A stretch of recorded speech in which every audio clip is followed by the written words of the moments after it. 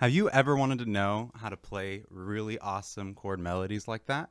Well, I'm going to show you today in this video a nice cheat on how to do it. There's like 1,000 ways to do it, and I'm sure you'll see this all over YouTube, but this one could not be any easier, and it literally requires one shape. All right, so first things first, let's go over. I'm obviously using the standard Fly Me to the Moon. What you're gonna see is that I just go between the chords to Fly Me to the Moon and this one diminished shape, and all I do is think about the melody. So let me show you. Let me play the melody with just the chords from Fly Me to the Moon, and then I'll show you how we can use this diminished shape. Okay, so the chords from Fly Me to the Moon are A minor, D minor, G7, C major 7, F major 7, B half diminished 7.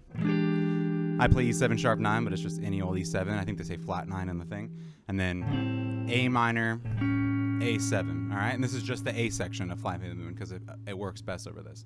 So let me play that. I'm gonna play the melody and just the chords from Fly Me to the Moon. All right.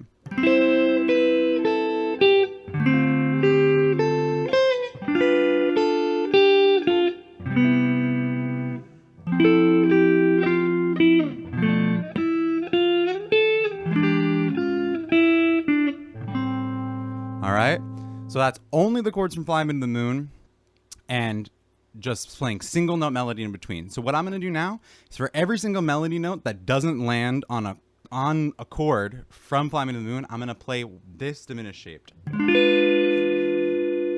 is literally your regular old. All right, and we're gonna use as many of them as we need to play the melody. And when we do it when we have a melody note on the B string, we're just gonna play half diminished. It's the same shape though. Feels exactly the same.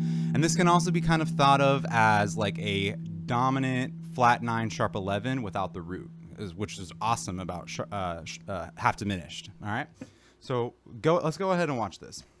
I'm gonna play it nice and slow.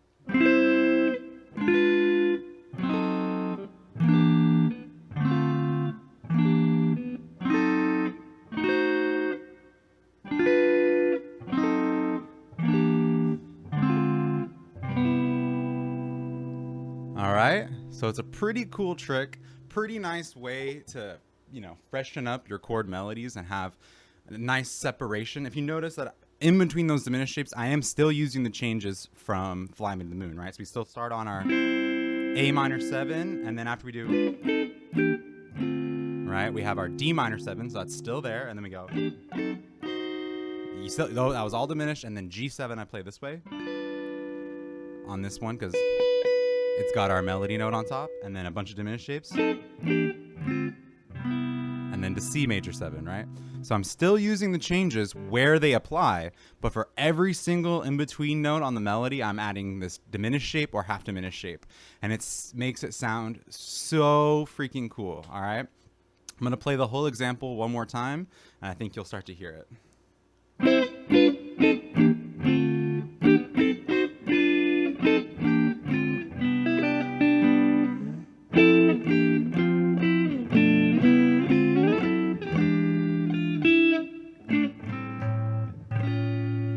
It's nice to not use it every time. Like you saw right there, I just played some. All right, I just played a couple single notes because it does get a little heavy with chords on every single melody note. But it just gives you that option to be able to put a chord behind every single melody note in your jazz standard, and it sounds super cool. Like I said, there are many other ways to do this. This is just one. That you can also do like shell voicings for everything. So, you always want to be thinking about that, but this is just a quick way if you're like, oh, I just want to put something behind that. This is like a little cheater way that exists on guitar. I mean, it exists on any instrument, but it's basically just planing around. Planing means that you use the same voicing again and again, shifting around to different, places on either the piano or the guitar, and that's exactly what we're doing, right?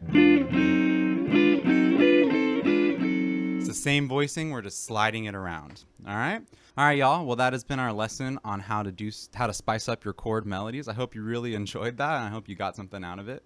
So, without any further ado, go out and learn how to do some cool chord melodies. Have a great day, y'all.